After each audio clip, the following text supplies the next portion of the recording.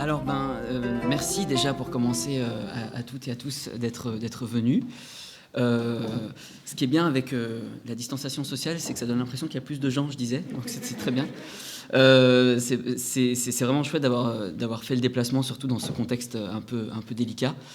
Et voilà, en fait, je voulais ouvrir un petit peu cette séance en rappelant que symboliquement, c'était un moment assez important pour moi, parce que c'est aujourd'hui que les frontières s'ouvrent.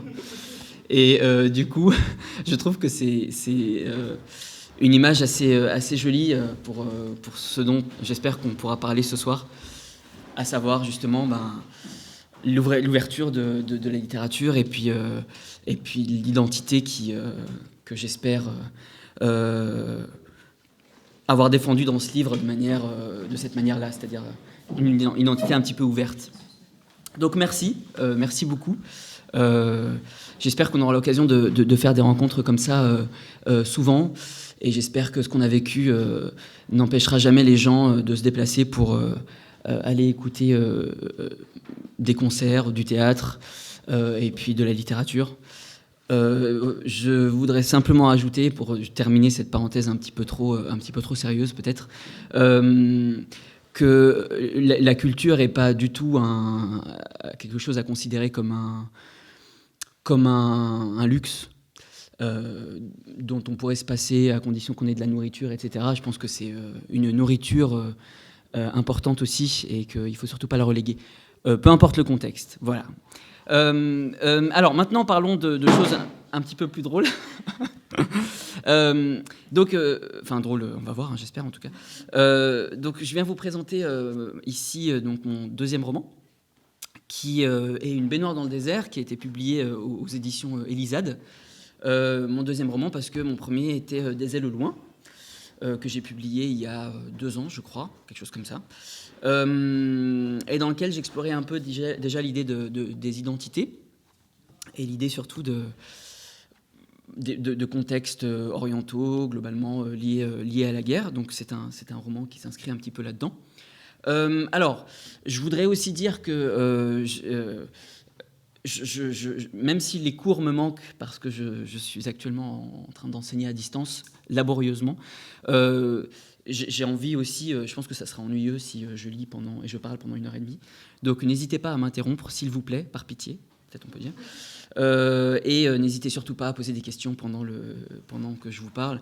Je pense que moi, je vais simplement vous présenter le texte rapidement, vous dire de quoi j'ai voulu parler, et puis après, on peut ouvrir tout de suite les conversations pour pouvoir avoir quelque chose de plus interactif. Et voilà, donc pour revenir donc, sur ce texte-là, donc Une baignoire dans le désert, donc ça, ce sont mes notes que j'espère ne pas avoir à consulter, donc je vais faire ça. C'est très rock'n'roll, mais je pense que je vais retourner la feuille dans pas longtemps. Bref. Donc c'est l'histoire d'Adèle, qui est un petit garçon qui vit dans un pays arabe. Et en fait, Adèle est un personnage qui est un petit peu solitaire. Il n'a pas beaucoup d'amis. Et en fait, c'est en partie lié au fait que ses parents sont plutôt riches, et dans le village dans lequel il habite, ça l'isole des autres. À un moment, il finit par trouver un ami qui s'appelle Darwin, qui est un ami imaginaire, qui est un scarabée géant. Et c'est sa première relation amicale, voilà, jusqu'au jour où, malheureusement, dans le village d'Adèle, la guerre civile éclate. Et au moment où elle éclate, il rencontre donc son deuxième ami. Donc là, il a 2 amis, le deuxième étant Tardigrade, qui est aussi un insecte, je ne sais pas trop pourquoi. Peut-être que j'ouvre des questions comme ça pour plus tard. Et c'est à ce moment-là, c'est au moment de cette guerre, que en fait, sa grand-mère se casse la jambe, et sa mère va la soigner. Elle veut faire un aller-retour, et en fait, le problème, c'est que quand elle s'en va, la rue est bloquée. Donc sa mère ne peut pas revenir. Et donc c'est l'histoire d'Adèle qui en pleine guerre civile, avec ses 2 amis, doit se débrouiller tout seul. Voilà, donc ça c'est l'histoire d'une baignoire dans le désert. Et en fait, peut-être qu'avant de vous expliquer un petit peu ce que j'ai voulu faire, si ça peut vous intéresser, je vous propose de vous lire une partie du livre. Alors là, on est au début du texte, donc c'est le tout début, donc c'est Adèle qui parle. Donc Adèle est un enfant, une dizaine d'années à peu près. Ce que j'aimais le plus, c'était mes bains d'été. Notre baignoire était à côté d'une grande fenêtre dans la salle de bain. Et derrière la fenêtre, comme on habitait au sommet d'une colline, je voyais très loin. Parfois, quand le vent ne soulevait pas trop de poussière, j'apercevais une femme. Elle était toute petite, sur la colline de l'autre côté du village. Je me souviens, elle secouait son linge blanc. Elle portait une robe à fleurs. Derrière la colline, c'était le désert. Je l'observais depuis notre balcon. Le jour, il était rouge, et la nuit, il était gris. Un soir, je l'ai regardé changer de couleur. La plupart des gens avaient une douche. Nous avions une baignoire parce que nous étions riches. Je m'en suis rendu compte à l'école. En fait, ce sont les autres qui s'en sont rendus compte. C'est difficile de le cacher quand on étudie dans un village. C'était à la veille d'un contrôle de mathématiques. J'avais de bonnes notes en mathématiques.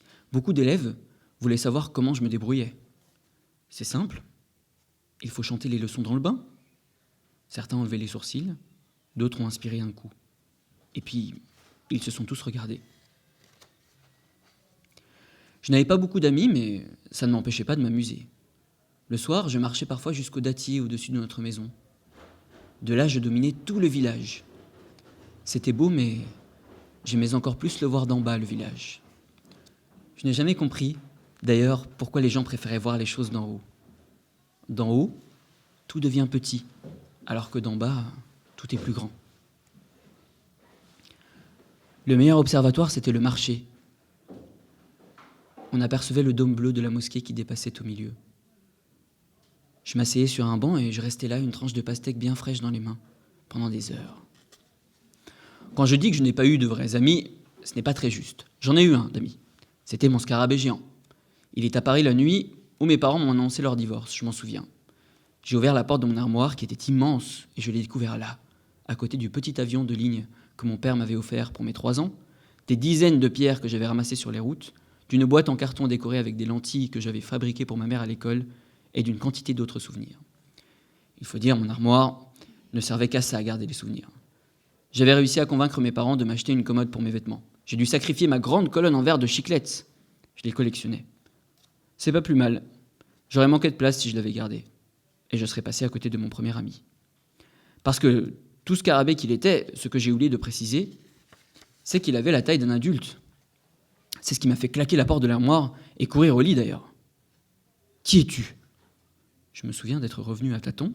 J'ai ouvert, il était encore là. Qu'est-ce que tu veux ? Il ne parlait pas. Mais son regard me disait qu'il avait peur.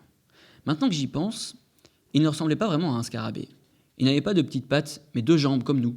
Il était vêtu d'un pantalon de costume bleu nuit, avec des rayures blanches et des chaussures cirées blanches. Et au-dessus, rien. C'était tout noir. Il n'avait que ses yeux en haut. Des yeux bleus, avec des plis sur les côtés, comme s'il souriait. « Dis-moi pourquoi tu es là !» Il a sursauté, et puis il m'a lentement tourné le dos pour essayer de se cacher. Sa carapace était gigantesque. Elle était verte, avec des reflets de bronze, de doré et de cuivre. « Comment tu t'appelles ?» Il n'osait pas me faire face. « Tu ne sais pas parler ?»« Rien. »« Mais tu me comprends ?» Il a hoché la tête. J'ai réfléchi à ce que m'avait dit mon père quelques heures plus tôt. « Je vais t'appeler Darwin. » Voilà, donc ça c'est le début du texte. Alors je vais continuer à en parler un petit peu, peut-être simplement pour vous présenter un peu l'objectif, ce que j'ai voulu faire un petit peu avec ce texte-là. Tenter, parce que c'est ma première rencontre. D'ailleurs, c'est ma première rencontre. Donc, soyez tolérants. Donc ce texte-là, en fait, c'est un texte que j'ai voulu écrire parce que j'avais une réflexion un petit peu sur l'identité. C'est un truc qu'on retrouvait déjà dans Des ailes loin. C'est un thème qui revient un peu malgré moi. Et un peu plus particulièrement sur l'enfance et l'âge adulte. C'est le centre vraiment de ce texte-là. Et La raison pour laquelle ça m'intéressait, c'est parce qu'en fait, je trouve que c'est des catégories qu'on voit souvent de manière assez chronologique. C'est-à-dire, on a souvent l'impression qu'on passe de l'un à l'autre. On le dit souvent en tout cas. Et je trouvais intéressant de montrer à quel point en fait ces catégories-là d'enfants et d'adultes, elles sont, je trouve, assez sociales parfois. Elles dépendent beaucoup plus du regard de l'autre ou de l'environnement dans lequel il est. Et ça, cette réflexion que j'avais au début, en fait, je m'en suis rendu compte, c'est quelque chose qui s'est bâti à travers deux moments. Le premier, c'est quand ma mère m'a raconté une histoire. Alors, je ne désignerai personne du regard ici, mais elle est ici dans cette pièce. Voilà. Bon, c'était déjà assez évident. Elle m'a raconté cette histoire de ma tante et de mon cousin qui sont syriens et qui, en fait, au moment de la guerre, on fuit la Syrie et elle me disait que, étrangement, il y avait parfois des moments où les catégories s'inversaient. C'est-à-dire que la mère devenait enfant parce qu'elle ne maîtrisait pas la langue, parce qu'elle ne maîtrisait pas l'anglais, elle était un peu âgée, etc. Et l'enfant, l'ado, était parfois dans des situations où il devait prendre des responsabilités et qui l'obligeait à agir en quelque sorte comme un adulte. Il y a eu ça, et il y a aussi eu une histoire que mon père m'a racontée quand il me racontait ces années de révolution au Liban. Et il me disait ils étaient adultes à ce moment-là, et il me racontait qu'en fait, ils allaient parfois, ils tiraient parfois avec leur pistolet en l'air, ils allaient parfois ils faisaient parfois des expéditions nocturnes dans des territoires un peu malfamés où ils ne devaient surtout pas aller, juste pour se donner un peu peur. Et parfois, ils se battaient parce qu'ils n'avaient rien d'autre à faire. Et je me suis dit, c'est marrant, c'est exactement ce qu'on fait quand on est un petit garçon. Et du coup, je me suis dit, c'est intéressant parce que ces deux exemples-là, ils montraient pour moi que selon les environnements, comme dans le cadre de la guerre par exemple, des enfants agissaient comme des adultes et des adultes agissaient comme des enfants. Et je me suis demandé si c'était pas en quelque sorte des fois les autres qui choisissaient dans quelle catégorie on était. Et c'est ça que j'ai voulu travailler dans ce texte-là. Parce qu'en fait, au fond, c'est un truc, c'est marrant. Je pense que vous en avez déjà beaucoup lu des textes comme ça. Finalement, c'est des récits d'apprentissage, en fait.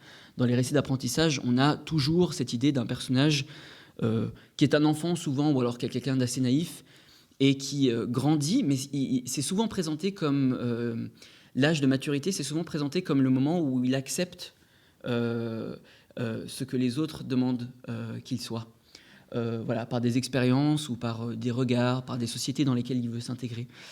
Et dans ce texte-là, moi, j'ai voulu un peu expérimenter autre chose. Je me suis dit que ce serait intéressant de faire un récit d'apprentissage, justement, où le personnage refuse ça.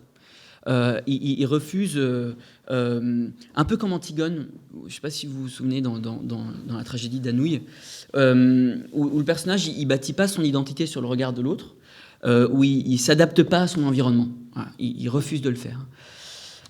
Du coup, de ce point de vue-là, en fait, une baignoire dans le désert, je pense que c'est présenté comme ça, et puis c'est vrai, c'est un récit d'apprentissage. Mais il y a une espèce de petit virage qui est pris, c'est-à-dire que c'est pas un apprentissage pour devenir ce quelqu'un que les autres veulent. C'est plutôt un apprentissage pour apprendre à accepter ce qu'on est. Donc c'est l'affirmation d'une identité plutôt que le fait de la changer pour les autres. Voilà. Et donc c'est un peu ce que j'ai voulu travailler dans ce texte-là. Alors là, je vous le dis de manière très sérieuse, mais bon, c'est un texte qui est très sympa à lire, hein, c'est très court, le papier est très agréable au toucher, bref. Donc voilà, ça c'est un petit peu ce que j'ai voulu défendre dans ce texte-là. Donc à nouveau, n'hésitez pas si vous avez des questions, peut-être qu'il y en a déjà maintenant, sinon je lis un autre extrait. C'est toujours... J'ai une question. Oui. De quelqu'un d'extérieur, j'ai toujours la question pour un auteur, à quel moment il se dit c'est bon, là c'est cool, mon histoire j'aime bien, je m'arrête là. Ouais, tu veux dire au moment où il se dit je vais la publier, ou au moment où pour lui-même il se dit que il est terminé? Alors là, ça c'est une question très difficile. En général, pour les premières questions, on demande est-ce que vous avez toujours écrit? Non, alors bon, c'est une très très belle question parce qu'en fait, si tu veux, je pense qu'il n'y a pas vraiment de recette. Moi, pour moi, c'est quand j'ai lu le texte En fait, c'est un peu bizarre. C'est-à-dire que j'ai besoin de lire le texte sous différentes formes. Euh, je fais des lectures à haute voix, et puis après, je fais des lectures uniquement avec un stylo pour voir s'il n'y a pas de... Et quand j'ai réussi à faire une, deux, trois lectures sans changer quoi que ce soit, je me dis que c'est bon. Mais en général, ça prend... Enfin bon, les versions... Moi, je relis beaucoup plus que ce que j'écris. Enfin, c'est vraiment un truc de... Je réécris beaucoup. Une baignoire dans le désert, il y a eu 80, je pense, version 80. Ouais. Ouais, quelque chose comme ça. Ouais. Parce que c'est épuré. Enfin, il était 2 fois plus long au début aussi, comme Des ailes au loin. Quand j'écris des livres, en général, ils sont très larges au début. J'ai dit plein de trucs, et puis après, je me dis, ah non, c'est pas intéressant. Et puis, j'enlève beaucoup. Voilà. Mais après, je pense qu'on peut être très heureux en ne faisant pas 80 versions. Hein. Voire plus, il me semble. Donc voilà, ouais. C'est beaucoup à l'oreille, en fait, pour moi, d'ailleurs. Oui. Non, je me gratte. Ah, d'accord. Est-ce que je me gratte? Oui, ça m'arrive. J'ai répondu à peu près, ouais. Ok. J'ai une question. Oui. Par rapport à la baignoire, Ouais. comment est née cette idée de la baignoire, Ouais. de la mettre en titre et d'avoir une très très jolie illustration? Sur la baignoire dans le désert, ouais. En fait, c'est un titre qui est venu de manière très très métaphorique, parce que l'idée de la baignoire, en fait, elle est liée à... Je trouve que c'était un lieu qui, chez Adèle, incarnait beaucoup l'insouciance. C'est-à-dire qu'au début du texte, par exemple, j'ai voulu présenter un personnage qui est dans un état de repos complet et qui, en fait, voit le monde de sa baignoire. C'est-à-dire que je tenais à ce que ce ne soit pas une salle de bain fermée ou ce soit un moment très introspectif. Pour moi, c'était vraiment un lieu de bien-être qui renvoie peut-être aussi beaucoup à l'enfance, au ventre de la mer, je pense aussi, d'une certaine manière. C'est-à-dire cette idée d'être plongé dans un liquide où il y a vraiment une sensation de bien-être. Et ça me paraissait être un contraste intéressant en sachant qu'ensuite il arrivait dans le désert. Et je trouvais que c'était du coup une image intéressante à laquelle il pouvait se raccrocher aussi au cours de ce moment où il perdait ses parents, où il se retrouvait seul et où il était dans un climat extrêmement favorable pour des raisons sociales, mais aussi pour des raisons climatiques, quoi. Et donc je me disais que ça pouvait être un truc intéressant, le contraste un petit peu. Ouais. Je pense que c'est venu là, comme ça, ouais. J'aimais bien cette idée. Ouais. Est-ce que ce livre est autobiographique? Alors non, du tout. Ah bon, après, c'est vrai que c'est une question à laquelle on se frotte beaucoup quand on écrit. Je pense qu'on ne peut pas échapper à ce qu'on a vécu. Donc, à mon avis, tout ce qu'on expérimente infuse les textes. Souvent, moi, c'est quand je termine des textes et quand j'entends des questions que je me dis « Ah mince, mais c'est vrai, en fait, c'est une thérapie, ce livre. » L'intention, en tout cas, n'était pas de raconter ma vie. Ouais. Voilà. Mais je pense que j'y ai mis de moi. Le petit garçon, c'est des trucs que je pense que j'ai vécu aussi de loin, un peu. Et du coup, tu avais des amis imaginaires? J'avais pas d'amis imaginaires, par contre. Mais c'est vrai que c'est un truc... En fait... J'ai des amis qui ont eu des amis imaginaires. Mais par contre, il y a quelque chose que je trouve assez intéressant là-dedans, c'est que, en fait, c'est très affilié. C'est pour ça que je trouvais ça assez chouette. Il y a un moment où le personnage dit « C'est pas parce que j'ai des amis imaginaires que je suis un gamin. » Et en fait, c'est des gens qui il est entouré par des gens des miliciens, en fait, qui le rabaissent à son statut d'enfant, alors que eux, pareil, ont des comportements très enfantins, c'est-à-dire qu'ils vont tirer en l'air, ils vont se déguiser, etc., etc. Et puis ils vont se faire embrigader à tout va. Et moi, ce qui m'intéressait, c'est justement ce truc de, en fait, ces catégories, il me semble qu'elles sont un peu, elles enferment un peu. C'est-à-dire qu'il y a un côté forcément enfantin quand on a des amis imaginaires, alors qu'il y a beaucoup, par exemple, il y a beaucoup de cultures aussi dans laquelle en fait, les esprits sont des gens très bienfaisants avec qui on organise la société, quoi. Et donc, moi, j'aimerais bien avoir des amis imaginaires. Enfin, même à 30 ans passés, quand ils me répondent pas pendant très longtemps. Oui, ça devient des amis imaginaires. Non, mais c'est vrai, je trouve ça dommage que ce soit associé à l'enfance. J'avais une question qui a l'air un peu dans ce même sens. Alors, si c'est pas totalement personnel, est-ce qu'il y avait des messages ou disons un apprentissage à faire passer? Et si oui, comment on arrive à inventer un truc complètement fictif pour raconter ou pour faire passer le message qu'on veut faire passer? En fait, du coup, ça me fait aussi penser au livre de Gaël Faye, qui en fait raconte sa vie, mais sous le regard d'un petit enfant. Quand même, c'est assez proche, j'imagine, de sa propre vie.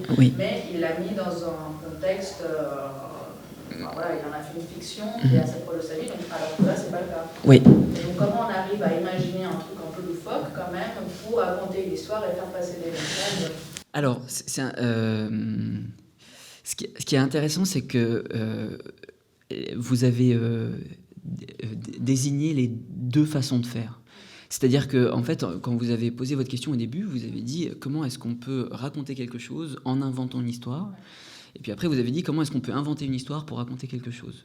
Et je pense que ça dépend vraiment beaucoup des auteurs. Moi, personnellement, j'aurais tendance à vous dire que c'est clairement la deuxième option. Tout ce que j'ai voulu créer et écrire avec une intention préalable a été désastreux.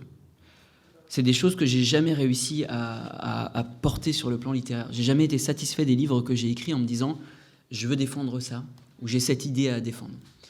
Ce qui se produit en général, pour moi en tout cas, c'est qu'il y a une histoire, il y a un truc que j'ai envie de raconter et je n'ai absolument aucune idée de pourquoi j'ai envie de raconter cette histoire. C'est-à-dire qu'en général, les livres que je mets en place, que je concrétise, c'est des espèces de fantômes que j'ai dans ma tête depuis des semaines, des mois, voire même des années, et où je me suis dit « oh non », et ça revient. Ça revient, et en fait, c'est des histoires qui me touchent et que je restitue, et après, en fait, c'est ce que je disais tout à l'heure, ne doutez pas que tout infuse, de toute manière.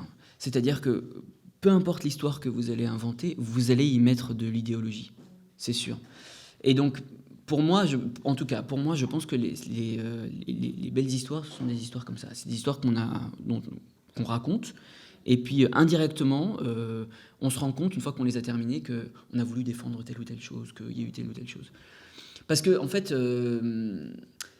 comment dire, je pense que la littérature, c'est un des derniers endroits où on peut dire ce qu'on veut et où on peut se permettre, justement, de se réfugier derrière l'histoire pour pouvoir défendre des trucs, sans partir dans un essai, par exemple. Voilà. Et je pense que ça peut toucher beaucoup aussi, peut-être voire plus que...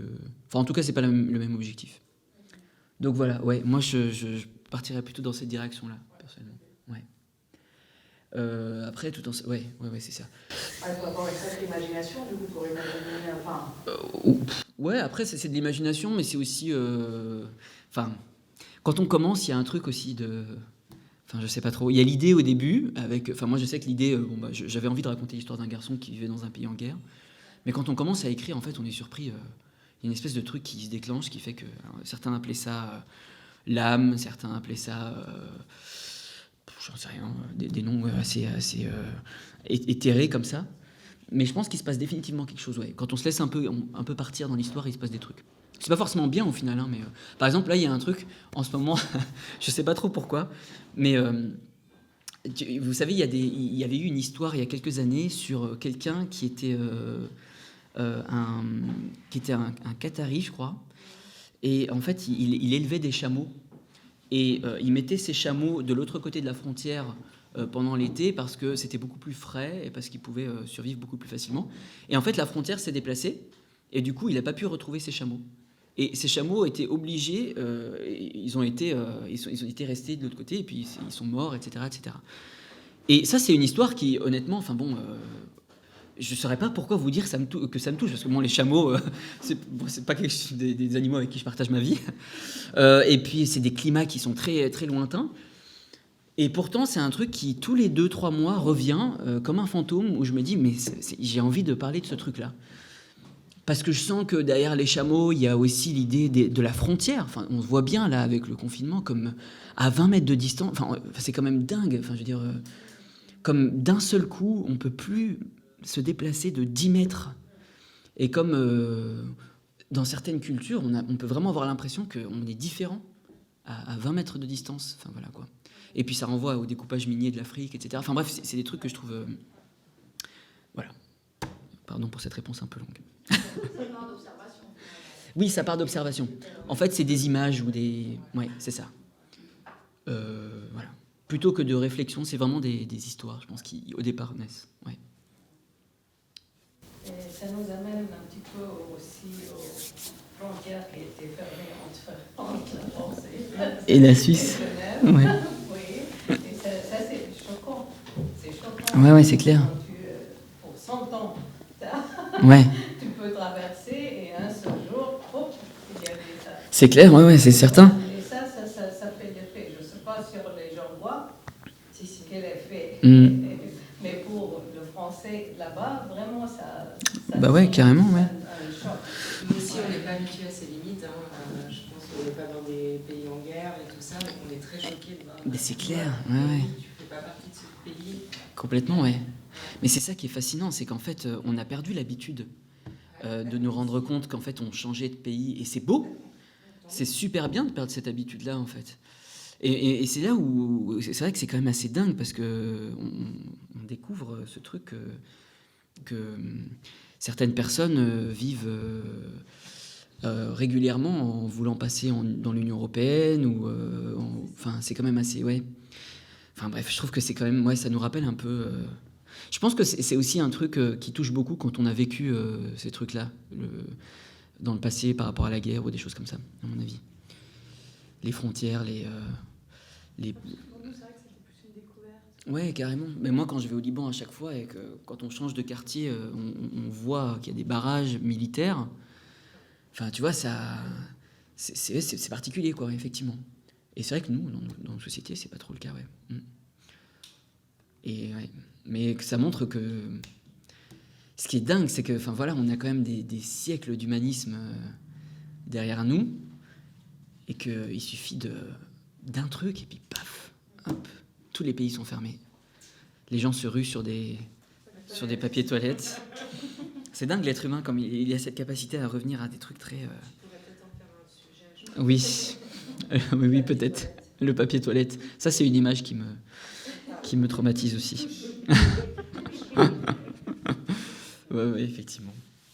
Vous parliez d'identité, mais laquelle? Parce que c'est un mot qui a quand même plusieurs acceptions. Oui, absolument. Donc quelques-unes d'assez compromettantes. Oui, complètement. En fait, si vous voulez, je pense que c'est un sujet en soi. C'est un truc sur lequel j'ai un petit peu travaillé. Enfin, il y a les identités multiples de Ibrahim Malouf, par exemple, qui m'ont pas mal intéressé à une époque. C'est l'idée que l'identité n'est pas un bloc, mais qu'en fait, c'est le résultat de plusieurs identités sociales, géographiques, etc. Moi, il y a un auteur que j'aime bien aussi, c'est Jonas Salk, qui est un philosophe, qui dit que l'identité, c'est ce qu'on n'est pas, plutôt que ce qu'on est. Et c'est un truc qui a pas mal guidé le texte. En fait, la raison pour laquelle je pense que j'écris des textes dessus, c'est justement parce que j'en ai absolument aucune idée. Je sais vraiment pas ce que c'est que l'identité. Et moi, à titre individuel, d'autant plus. C'est très compliqué, parce que, enfin, je veux dire, c'est vrai qu'on... Mais c'est le propos de Gaël Faye aussi, hein, c'est-à-dire que... et puis d'Alain Mabankou, en fait, la plupart des auteurs de la scène francophone, c'est des auteurs qui s'intéressent beaucoup à cette question de l'identité. Finalement, c'est compliqué de savoir ce qu'on est, c'est compliqué aussi de pas... moi, ce que je trouve très compliqué, c'est de pas rentrer aussi dans ce que, justement, les autres veulent que je sois. C'est-à-dire que... moi, il y a un truc tout bête, mais quand j'ai sorti Des ailes au loin et qu'il a eu des prix, etc., il se trouve que j'ai eu une page Wikipédia, alors que j'ai découvert ça, en me disant « Ah, tiens, donc on va contrôler ça quand même ». Et il y avait marqué « Jad Hilal est un auteur francophone ». Et moi, j'avais pas du tout l'intention de me présenter comme un auteur francophone. Et du coup, c'est compliqué, parce que, je veux dire, c'est une identité, la francophonie, mais moi, je suis un auteur français. Et je ne comprends pas pourquoi on a mis que j'étais un auteur francophone.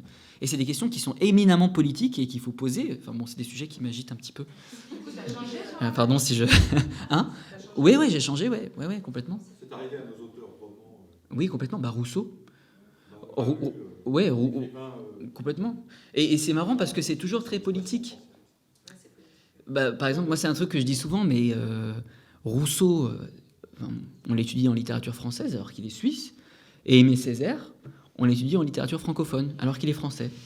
Donc, c'est marrant, c'est difficile de ne pas se dire, tiens, pourquoi, en fait. Donc voilà, je pense que c'est des questions qui sont un peu compliquées, même en termes littéraires, ça engage des thérapies, beaucoup d'argent. mais bon, un jour on va y arriver. Dès qu'on est toujours les autres, on met une étiquette, définit ce qu'on Ouais. est, en fait, l'identité, une histoire personnelle. Complètement, ouais. Et puis si on va même dans l'existentialisme, il n'y a pas vraiment d'identité. C'est-à-dire que on est défini par nos actes, pas tellement par des statuts ou par une origine géographique. Moi, je trouve ça assez beau comme propos. Alors, c'est très égoïste, peut-être, l'existentialisme, mais je trouve ça intéressant. Ouais. Pardon, quand on parle d'existentialisme, en général, ça plombe l'ambiance. On parle sur une philosophie très sérieuse. Mais, ouais, en tout cas, je trouve que c'est une question compliquée. Vous parliez de votre façon de travailler. Vous avez énormément relu le texte, épuré régulièrement. Est-ce que je ne connais pas cette édition, c'est un éditeur tunisien. Franco-tunisien. Maintenant, ils ont des bureaux à Paris aussi. Ouais. Franco-tunisien. Ils ont des bureaux à Paris. Est-ce qu'on vous a demandé des modifications? Est-ce que vous avez dû négocier un certain nombre de choses par rapport à votre texte? Est-ce que ça aussi, oui, bien sûr. c'est une façon de modifier le texte? Oui, complètement. En fait, Elisade, moi j'ai eu cette chance de tomber sur une maison d'édition qui est extrêmement exigeante. Alors, sur le plan, c'est le mot promotionnel, sur le plan éditorial, en fait, c'est une maison d'édition qui est géniale parce qu'ils valorisent des littératures du Sud en montrant qu'elles ont que c'est pas de la bienfaisance. C'est-à-dire que c'est des littératures qui ont une exigence aussi, si ce n'est plus forte que des romans qui vont paraître dans les maisons d'édition françaises, par exemple. Donc ça, c'est vraiment sur le côté éditorial. Sur le plan littéraire, en fait, moi, j'ai compris que c'était une maison d'édition incroyable parce que quand j'ai envoyé mon premier manuscrit, Des ailes au loin, il m'avait répondu, à un moment, il m'avait envoyé un mail comme ça, sur une virgule dans le texte. Et donc, je me suis dit que c'était une maison d'édition qui bossait bien. Et donc, effectivement, c'est Une mémoire dans le désert. Il y a eu beaucoup de versions avant d'être envoyé chez Elisade, mais même quand le texte a été envoyé, il a été repris à plusieurs reprises. Il a été repris. Et donc, du coup, là où c'était chouette, c'est que, par contre, et ça s'apprend dans l'édition, faut mettre ses limites. C'est-à-dire qu'il faut aussi arriver à identifier en tant qu'auteur jusqu'à quel point on est prêt à aller. Est-ce qu'on est en train de corriger un texte ou est-ce qu'on est en train de le modifier? Voilà. Et ça, c'est des questions que je me suis posées dans une baignoire dans le désert, à des moments, où on discutait et où j'ai dit très clairement, en fait, ça, c'est ce dont j'ai envie de parler, donc je ne le changerai pas. C'est arrivé régulièrement, pas non plus très très souvent. Et sinon, c'était essentiellement des corrections de la langue, orthographique, linguistique, etc. Donc, c'était jamais très très intrusif. Il y a eu un moment ou deux où, par contre, j'ai mis le haut là en disant non, ça je touche pas, c'est important, c'est un truc. Voilà. Ouais. Plus sur ce texte que sur le premier, alors. C'est pas passé par les mêmes trucs. En fait, le premier, ça a été plutôt... Vu que ça, c'est un texte qui est quand même inventé, le premier, il y avait vraiment un contexte. Et donc, c'était plutôt des trucs du genre, mais t'es sûr que ça s'est passé à cette année-là? Après, j'ai quand même eu des lectrices extrêmement exigeantes qui m'ont quand même bien remis en place avant que je l'envoie. Mais c'était plutôt là-dessus, sur le contexte. Et sur l'intrigue. Il y avait des moments aussi où l'intrigue était un peu relâchée. Alors là, c'était pas du tout le cas. C'était juste ici, est-ce que ton message est bien clair pour toi, etc., etc. Et donc là-dessus, il y a eu cette idée-là, qui a plutôt été travaillée. L'idée de la clarté. Ouais. Oui. Ce choix des insectes, comme j'imagine, qui est un point un peu kafkaïen. Ouais. Qu'est-ce que ça dit en fait, ce que tu veux raconter? Alors, oui, bien sûr, avec plaisir. En fait, si tu veux, alors, C'est marrant parce que ouais, c'est des auteurs comme ça. J'ai eu un article récemment dans l'Orient le Jour dans lequel il y avait un rapprochement avec... ah non, c'était pas dans l'Orient le Jour, c'était sur un autre site. Si, il y a eu l'Orient le Jour, mais il y a eu un autre site où il y avait un article qui faisait un rapprochement avec Anouilh, justement avec Antigone, etc. Et j'ai l'impression que les auteurs existentialistes sont très... Bref. Donc oui, effectivement, les insectes, en fait... un plaisir. En fait, les insectes, la raison pour laquelle j'avais choisi des insectes, c'est que en fait, le scarabée est un insecte qui est extrêmement résistant. Et ça, quand j'avais lu de l'origine des espèces de Darwin, et c'est une des créatures qui a le plus survécu au fur et à mesure de l'histoire, parce que c'est une créature qui s'est adaptée. C'est pour ça que chez nous, les Égyptiens, c'est... Ouais, c'est sacralisé. Bah oui, en fait, c'est des insectes qui survivent énormément, mais pas autant que le tardigrade, qui, en fait... Le tardigrade, c'est extraordinaire. Faut que, avec le confinement, moi, j'ai découvert plein d'animaux comme ça. J'ai regardé des documentaires super. Le tardigrade, en fait, c'est un insecte microscopique. Enfin, c'est un organisme microscopique, du coup, qui est un des organismes les plus résistants à tout. C'est-à-dire que ça résiste... C'est incroyable, ce truc. Ça résiste à la radioactivité. Ça résiste au zéro absolu. Ça résiste à une température proche de celle du Soleil. Ça peut vivre dans l'espace. Ça vit sans eau, sans nourriture, sans rien.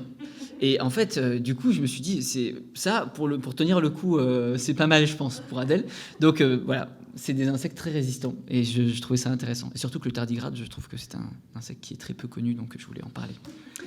J'espère que j'en parlerai régulièrement dans mes rencontres. Laissez tomber le livre, je vais vous parler du tardigrade. C'est plus intéressant. Donc voilà, ouais. Donc 2 espèces très résistantes. Très résistantes, ouais. Oui. Je reviens au problème de l'identité. Parce que je suis un écrivain arabo-français ou arabo-anglais, etc. Je crois que le problème de l'identité est encore plus accru parce que même à l'intérieur des terrains, on se pose la question de sa propre identité. Oui. On a été colonisé, on a eu des dictatures, ça a gommé un peu l'identité, ça a plus ensemble. Complètement. Ça a gommé l'origine. Le problème d'identité, il faut le régler d'abord à l'intérieur. Et après, on peut expliquer le reste. Oui. De plus, les écrivains, beaucoup d'écrivains arabes sont obligés d'écrire en français et en anglais pour être entendus. Les écrivains en arabe, ils sont censurés et le lectorat arabe à l'étranger, il n'y a pas... Oui, c'est certain. Il est surtout... Oui, ça commence sur place. Mais c'est intéressant parce que vous voyez, ça c'est je trouve que c'est une interprétation qui est très intéressante, qu'on voit chez plusieurs auteurs. Mabankou est un peu dans cette idée-là.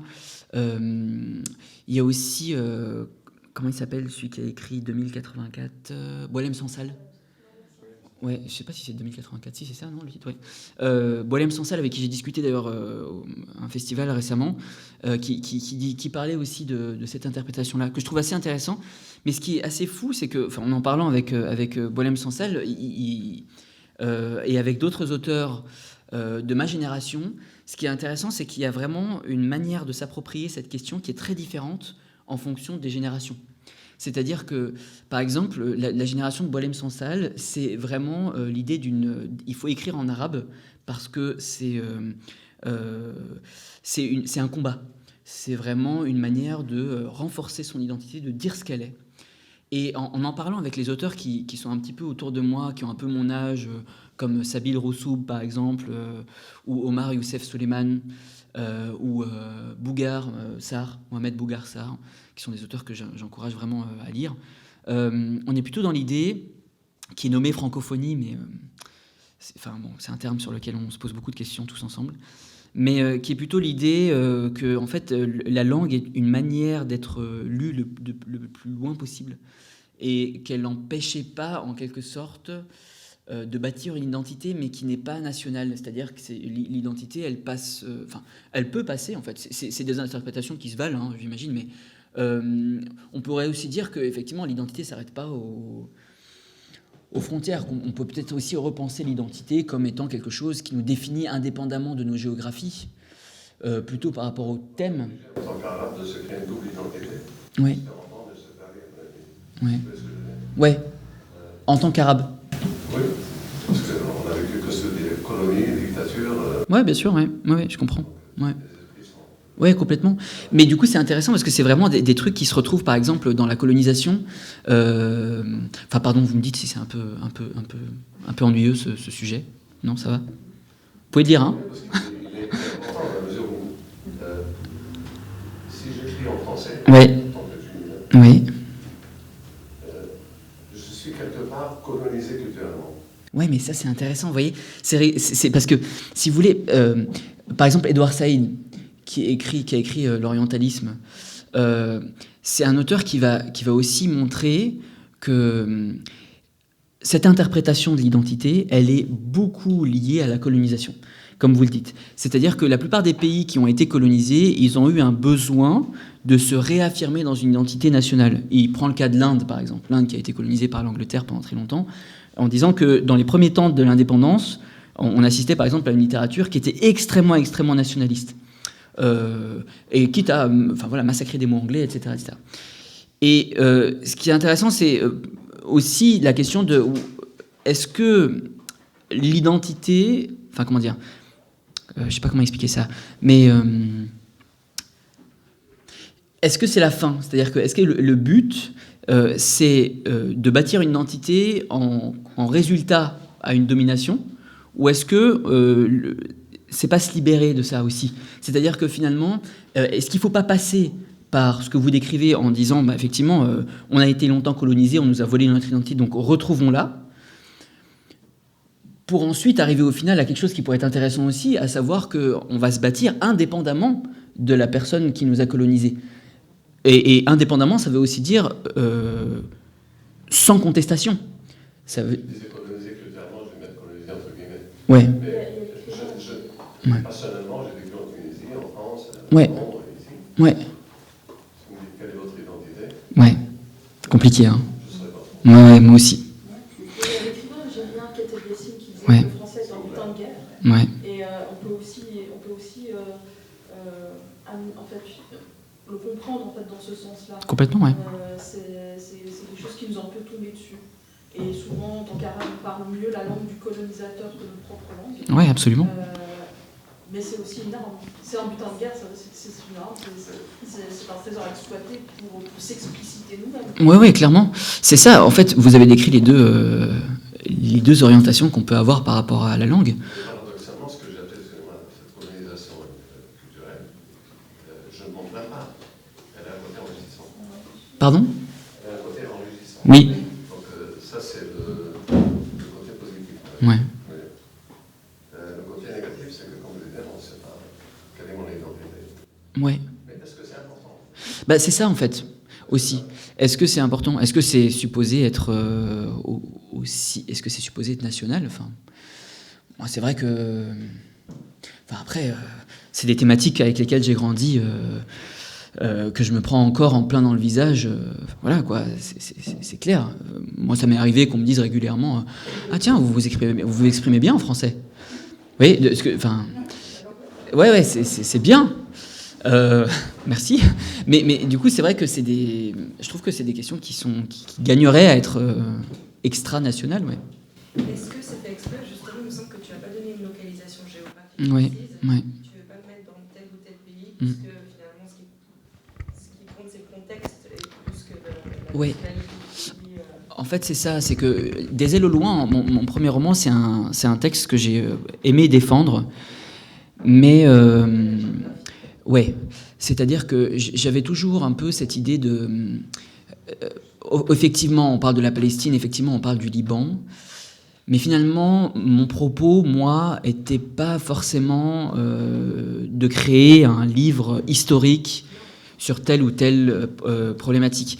Et du coup, je pense qu'Une baignoire dans le désert aussi, et puis c'est un truc que j'ai écrit avec beaucoup plus de légèreté aussi, c'est-à-dire que, enfin même s'il y a eu beaucoup de versions, mais c'est un truc que j'ai écrit avec l'envie aussi de partager une histoire qui en fait aurait pu se passer n'importe où, ouais. Et de voir à quel point aussi, il n'y a pas de lieu, mais je suis sûr qu'il va y avoir forcément des questions, on va me dire alors du coup... ouais, ou alors même pire, et Adèle, est-ce que c'est un Palestinien? Enfin, voilà. Donc je pense que, ouais, peut-être que, ouais, en fait, c'est des thèmes qui... Donc, si à moi, il fallait que Ouais. J'ai hésité au début, en fait. Ouais. Au début, je me suis dit, je vais peut-être parler d'un pays en question. Je voulais parler de la Syrie au début. Et puis, je me suis aussi senti pas légitime du tout, d'ailleurs, pour faire ça. Là, je veux dire que la colonisation n'avait pas colonisé seulement littéralement. Bah oui, c'est sûr, oui. Ouais. Notre identité est très confuse à cause de la religion. Ouais. Bah oui, vous parlez un Libanais. Oui, c'est... Le Coran, il vous laisse une porte de sortie. Ouais. Un peu d'air. Parce que la religion musulmane,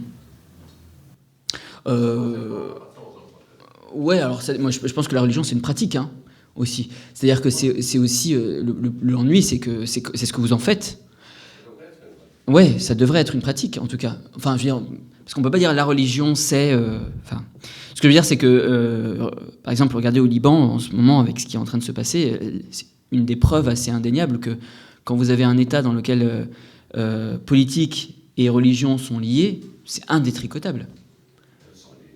Bah oui. il n'y a aucun État musulman arabe qui soit laïque. Oui, complètement. Oui. Mais après, comment dire, c'est des réalités sociologiques et géographiques et économiques qui sont très très vastes quand même. C'est-à-dire que je sais pas trop. La part de la religion dans la politique, elle n'est pas identique dans tous les pays. Elle n'est pas défendue de la même manière. Elle ne sert pas les mêmes systèmes d'oppression. Et puis moi j'aurais tendance à dire, on parle de pays arabes, mais c'est des questions extrêmement complexes aussi en France. Enfin, la part de la religion, elle est compliquée aussi. C'est-à-dire que c'est difficile d'être dans un pays dans lequel l'horizon culturel... on parle d'un pays laïque, mais moi j'ai des élèves... je suis dans un lycée de banlieue parisienne. J'ai des élèves dans lesquels la notion de laïcité dans le paysage architectural et géographique de leur ville... Ils ne comprennent pas trop ce que ça veut dire. C'est-à-dire qu'il y a des églises partout, il y a des noms des saints partout, il y a des fêtes religieuses régulièrement. Vous voyez ce que je veux dire? Alors ça ne sert pas forcément à un système étatique. En fait, je vais aller plus loin. Je veux dire, pour moi, il y a des pays un peu plus laïcs que dans des pays laïcs en Europe. Ça n'existe pas. Ouais, c'est clair. Enfin, il y a les États-Unis. Non, je rigole. La France n'est pas un pays laïque. Oui. En tout cas, ouais. Et l'intention de l'être, oui. Ouais. C'est ça. L'intention de l'être, peut-être, ouais. Oui. Juste pour sortir du débat théologie et politique, mais cette histoire, elle est basée sur beaucoup d'imagination, tu disais. Ouais. Et on retrouve un peu de l'imagination d'un enfant dedans, des choses même qu'on a vécues enfant avec les couleurs, les sensations, ouais. Cette sensation que le rêve est une réalité. Ouais. Et là-dessus, est-ce que c'est là que tu allais piocher? Est-ce qu'il y a un peu de... Je sais que c'est pas autobiographique, mais est-ce qu'il y a du souvenir de cette imagination enfantine? Oui. Absolument. Comment tu l'as récupérée? Est-ce que tu Ouais, c'est ça. En fait, si tu veux, moi, il y a un truc que je trouve qu'on trouve souvent dans l'enfance, et pas forcément beaucoup, pas assez, quand on grandit, même si je pense qu'on doit continuer à l'avoir, c'est les sensations. C'est-à-dire qu'en fait, on aborde le monde beaucoup par les sensations quand on est petit. Et quand on grandit, on intellectualise nos sensations, ou alors on les bloque, parce que ça fait trop mal parfois, parce que, etc. Et quand on est petit, j'ai l'impression que justement, on a un rapport au réel qui est très immédiat. On sent, on voit, on goûte beaucoup. Et en fait, moi, la nostalgie, elle passe par ça. C'est-à-dire que quand je me souviens de mon enfance, je me souviens pas d'idées, je me souviens de sensations. Comme la pastèque. Ça, par exemple, la pastèque, ça, c'est un truc qui vraiment... La pastèque en été, c'est un truc qui me revient... c'est comme une Madeleine de Proust, en plus gros et puis en plus goûtu, je pense, qui me revient assez régulièrement. Donc, je pense que c'est ça. C'est plutôt des sensations. J'aimais bien aussi l'idée qu'a un peu Adèle, justement, du bain, mais du bain froid. Je sais pas si c'est... c'est un truc... que beaucoup de gens font. Non, oh mon Dieu. Fracture sociale. C'est-à-dire que moi, quand j'étais petit, je prenais des bains froids en été. Ouais. Et c'est un truc dont je me souviens aussi beaucoup. Vraiment, cette sensation de boire un orangina, d'être dans un orangina ou dans dans une boisson froide. Je trouve que ça avait beaucoup de... Donc c'est plutôt ça. Les aliments, beaucoup, ouais, effectivement. Les odeurs aussi. Et puis aussi l'essence. Enfin, là, je suis en train d'écrire. J'ai terminé un autre livre qui a commencé avant celui-là. Enfin bref. Et je me suis souvenu aussi beaucoup des mains. C'est-à-dire que quand on est petit, et quand on est un petit garçon notamment, enfin même si je pense que c'est pas genré ces questions-là, en fait, on a toujours des sensations sur les mains. Elles sont toujours meurtries, ou alors, enfin, je sais pas, on aime bien toucher l'herbe, on aime bien le contact des fourmis, ou alors on aime bien le sentir, le bois sur les mains quand on grimpe sur les arbres. Il y a toujours un truc très... Et puis on n'a jamais les mains propres. Enfin, moi, j'avais jamais les mains propres. Tout le temps. Ouais, on touche toujours tout le temps. Ouais, peut-être. Ouais. On a tendance à arrêter pour s'installer. Ouais, c'est ça. Ouais, en plus, toutes nos années d'adaptation aux microbes. Bah ouais, c'est ça. Et puis là, avec tout ce qu'on s'est mis sur les mains, je pense que c'est ça. Ouais, tous les anticorps sont partis, je pense. Ouais. Moi j'ai une question, pourquoi le format ? Ce format-là ? Alors ça, c'est une question qu'il faut poser... C'est pas toi qui as choisi ? Non, c'est l'éditeur qui choisit. Je sais pas du tout. Mais tu sais, il fait... C'est intéressant comme c'est un truc qui est très subtil parce qu'il fait moins d'1 centimètre de plus que des ailes loin en hauteur. Ah ouais ? Ouais. Et pourtant, c'est vrai que... Il est plus étroit, ouais, peut-être. Oui. C'est plutôt le côté étroit plus que la longueur qui me... Ah, c'était plutôt le... côté étroit, ouais. Mais en termes de largeur. Étroit. Ok, Ça fait un peu comme les téléphones, en fait. Les smartphones, maintenant, ils sont plus étroits. C'est ça. Voilà. C'est des choses qui nous échappent complètement. Ouais. Tu peux dire un mot sur l'illustration de la couverture ? Alors, ouais, bien sûr. Alors, en fait, si tu veux... donc, moi, en général, quand on me pose des questions... Parce que d'ailleurs, petite information, toutes les maisons d'édition ne demandent absolument pas l'avis de l'auteur pour l'illustration, voire même pour le titre. Il y a des maisons d'édition qui décident du titre. Par exemple, tu avais 16 propositions, on va pas les prendre, on va en prendre une autre, qui n'a rien à voir, mais c'est pas grave. Moi, j'avais simplement dit que je voulais pas une photo, que je voulais juste un dessin. Voilà. Et en fait, c'est un artiste qui s'appelle Béchara Baroudi qui a fait ça. Au départ, je pense qu'il n'y avait pas la baignoire, il me semble que c'était juste l'enfant, l'image initiale. Et puis après, ça a été repris par Ella, qui est l'illustratrice de la maison d'édition Elisade, qui fait un travail extraordinaire, en fait. Enfin, vraiment, que je vous conseille de regarder. Et qui fait notamment les poches, qui sont assez chouettes aussi. C'est très graphique, quoi. Et donc, et c'était la première proposition. Donc, ils m'ont envoyé ça, et puis moi, j'ai été emballé tout de suite, quoi. J'ai trouvé ça très chouette. Ouais. Ressemblance de petit garçon avec toi, est-ce que... Alors, moi, c'était pas du tout prévu. Non, du tout. Pourtant, mais c'est vrai qu'en fait, c'était pas du tout. Mais c'était déjà le truc... il avait déjà cette tête-là dans l'illustration avant d'avoir lu le livre, en fait. Et donc, du coup, ouais, c'est vrai que j'avais pas fait le parallèle, mais effectivement. Ouais, les cheveux, il y a quelque chose. Je voudrais juste vous donner une information, qui ça touche encore à l'identité. Qu'est-ce que c'est que le prix du roman Métis ? Ah, alors voilà une vraie question aussi. Donc là, ça va nous lancer dans un sujet très idéologique aussi. Je vais essayer de faire assez vite. Alors, le Grand Prix du roman métis... En fait, il y a 2 prix. Il y a le Grand Prix du roman métis et le prix métis des lycéens, qui sont 2 prix donnés par la France, et plus précisément la Réunion, et qui sont en fait des prix qui récompensent des livres qui mettent en lumière des valeurs humanistes. Voilà. Donc c'est des prix que j'ai eu pour le premier roman. Alors bien sûr, évidemment, ça pose question sur le mot métis. Voilà, donc je pense que c'était le sens de votre question. C'est une notion qui m'a posé problème. En fait, moi, j'en ai beaucoup parlé à l'occasion du prix. J'ai même fait un discours là-dessus, en disant que, en fait, ce qui m'embêtait un peu, c'est que le mot métis, il est vu comme une exception culturelle. Il est défendu. En fait, c'est de la discrimination positive parfois. C'est-à-dire qu'on se réjouit de quelqu'un qui a la chance d'avoir des cultures croisées. Et en fait, quand on fait ça, sans s'en rendre compte, et donc c'est ça qui est terrible en fait, on le sépare. Voilà. Et donc, quand on dit à quelqu'un « Ah putain, t'as de la chance, t'es métisse », en fait, indirectement, on le transforme en pièce de théâtre et on le met à l'écart des autres. Et moi, c'est ce qui me gênait avec ce mot « métisse ». Et donc, on en a beaucoup parlé. Donc, j'ai rappelé qu'en fait, le métissage, c'était une notion qui n'existait pour moi que dans l'universel. C'est-à-dire que c'était un truc qui était acceptable qu'à partir du moment où on partait du principe que tout le monde était métisse, en fait.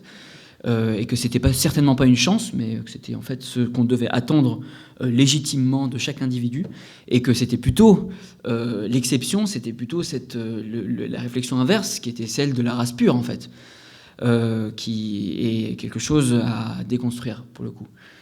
Donc il ne faut pas tellement se réjouir d'être métisse, mais il faut plutôt s'inquiéter d'être de race pure, parce que sur un plan anthropologique, sociologique, etc., c'est un truc qui est et génétique. Ça a à voir, parce que les races pures. Hein, pardon. La famille d'Angleterre. Si on enlève tous les cousinages. Oui. Puis de toute façon, il y a un métissage. Enfin, je veux dire, c'est ça qui est intéressant, c'est que sur un plan géographique déjà, ça fonctionne pas. Mais enfin, on est métisse dès que, on est le résultat d'une femme et d'un homme. Le métissage, en fait, sur un plan génétique, il a lieu tout le temps, quoi. Merci pour cette remarque. Oui, mais qui est déconstruite. Et enfin, c'est intéressant parce que ça, c'est un truc, c'est un débat qu'on a là en disant depuis quelques années que la notion de race, c'était quelque chose qui était en train d'être repris, qui était en train d'être remis en question. Mais en fait, même Claude Lévi-Strauss, moi, je suis en train de lire un livre de Claude Lévi-Strauss qui s'appelle Race et Histoire. Déjà, l'anthropologie, en fait, ça fait quand même très longtemps qu'on dit que les races, ça n'a aucun sens, si ce n'est un sens vraiment politique, de domination, etc., etc. Donc ouais, voilà. Donc ça c'est le prix Métis, et pardon pour la parenthèse. Voilà. Oui. Oh, s'il vous plaît. Tu peux me tutoyer. Le personnage essentiel dans le livre, c'est ouais. Adèle. Ouais. Mais je trouvais aussi que si jamais, quand je lus, si jamais c'était un caméra qui est rentré dans la vie de ces deux milices. Oui. La personnalité de ce genre, c'est vrai, t'inventerais dans le texte que même eux qui sont adultes, guerriers, combattants. Ouais. Mais il y a des enfants ouais. à l'intérieur d'eux. D'où t'as eu ça? Cette idée? Non, c'est pas l'idée, c'est clarité. Tu vois, ouais. C'est vraiment qu'un flash, une caméra qui était autour de ce genre ouais. là-bas. Nous, on a vécu la guerre au Liban ouais. et on a vu tout ça. Ouais. Bon, on a vécu. Mais vraiment, j'arrivais pas moi-même de me rappeler le détail que tu as mis dans ces deux clans, de ces personnalités. Et tu n'as pas dramatisé leur bataille entre les deux. Et c'est bien de montrer, si je dis ça, parce que c'est pas seulement Adèle, mais il y a encore, tu vois, cette reflet sur deux sociétés. Ouais, la sociologie de... Ouais. Ben, c'est vrai que après, je pense que des gens sont beaucoup plus capables que moi d'observer ces trucs-là sur un plan vraiment sociologique, littéraire, hein, sûrement même. Mais je crois que... c'est un peu comme des ailes au loin, c'est-à-dire qu'il y a un truc que j'aime bien, en tout cas, j'arrive pas toujours à faire, mais c'est toujours de me dire à quel point, enfin de voir dans les petits trucs, dans les petites choses, comme on peut dégager des réalités énormes. Et comme il n'y a pas tellement besoin de dire ces adultes agissent comme des enfants, en fait, il n'y a pas besoin de le dire. On le comprend beaucoup moins bien que si, par exemple, on les fait... croire à des rumeurs, par exemple. Il y a un moment où dans le texte... je peux vous lire, si vous voulez, le passage, si ça vous dit. Je vais vous lire en même temps. Ça sera peut-être plus simple que de vous l'expliquer. Qui a un rapport avec ça. Ah oui, non, c'est pas le bon. Et justement, c'est cette histoire de trois personnages qui veulent passer d'un camp à l'autre. Et en fait, les camps sont identiques. Hein. C'est juste qu'il y a de la propagande dans les deux. Et comme ils ont des comportements un peu enfantins, ils croient tout. Et notamment... je ne vais pas spoiler, comme disent les jeunes. Alors, voilà. Donc là, Adèle est enfermée dans un des camps par le Cher. Et donc il y a trois gens qui viennent de ce camp-là qui veulent aller dans l'autre camp. Je dormais quand un bruit m'arracha à mon sommeil, comme quelque chose qui glissait sur du métal. J'ai regardé en direction de la fenêtre et j'ai vu un visage derrière les barreaux. Il me souriait. « Ça va, petit, tu te reposes bien ?» Je me suis relevé sur le champ. « Qui êtes-vous ? Qu'est-ce que vous voulez ? Laissez-moi tranquille. » On n'a pas pour long le visage à tanguer de gauche à droite. « Oh, ouais, qu'est-ce que vous foutez là-dessous ? Vous me tenez ou vous faites une partie de cartes ? Ahmed, magne-toi, bon Dieu !» Ce n'étaient pas les voix de l'autre jour. L'homme s'est tourné vers moi et il m'a souri de nouveau. Une de ses dents a brillé sous la lumière de la lune. Elle devait être en or. « Adèle, c'est ça ?» Je n'ai rien répondu. « Tu as quel âge, Adèle ?» Je n'ai rien répondu non plus. « Mane-toi. C'est une tombe, ce gamin. » Si t'arrêtais de lui poser des questions pareilles aussi, qu'est-ce qu'on s'en fout de son âge, Yahamé ?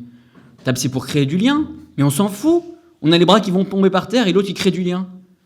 D'accord. Bon, Adèle, tu vas m'aider un peu, non ? Tu sais, le truc, c'est que on aimerait bien faire un petit tour à Shabab El Tilal, nous. Donc ça, c'est l'autre camp. Il paraît que ce camp, c'est là où il faut être. Tu vois ce que je veux dire ? C'est... Ahmed a regardé un des hommes qui le portait. Qui c'est qui nous a dit ça, déjà ? Qui c'est qui nous a dit quoi ? Que c'était là où il fallait aller, Shabab El Tilal.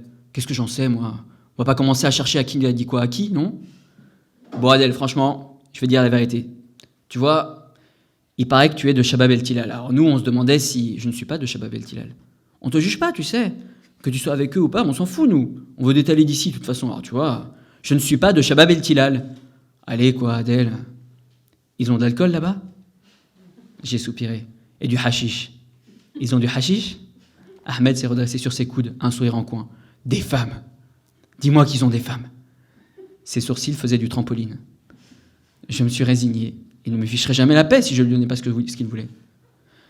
Oui, ils ont des femmes. Allahu Akbar. Voilà les gars, j'en étais sûr. Le visage descendait doucement derrière la fenêtre. Allez, plus d'excuses maintenant.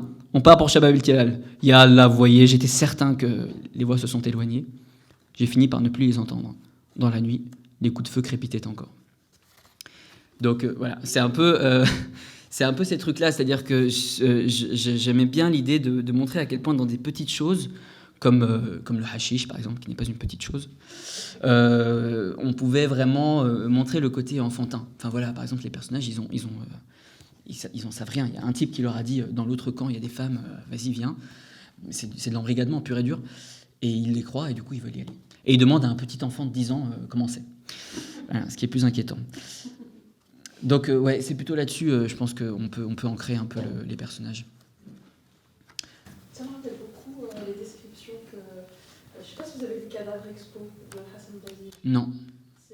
C'est un auteur irakien qui fait une sorte de roman, de collection de nouvelles d'anticipation sur l'Irak dans une centaine d'années à peu près. Ah oui, d'accord. Et c'est super intéressant. Et puis justement, je reviens beaucoup sur ce genre de conversation.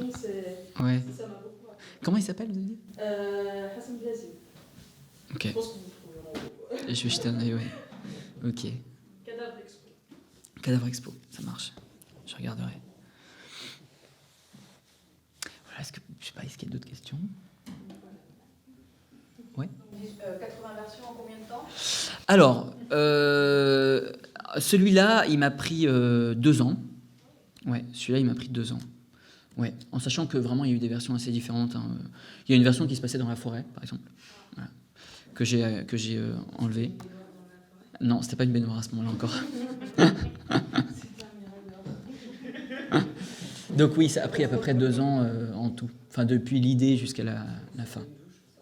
Ouais, en général, c'est à peu près ça le délai, 2-3 ans. Ouais. N'hésitez pas, hein, s'il y a encore des questions, je ne sais pas quelle heure il est. Ouais. Bon, bah, si vous n'avez pas de questions, on en reste là. Merci à vous d'être venus. Merci, c'est très gentil. Merci.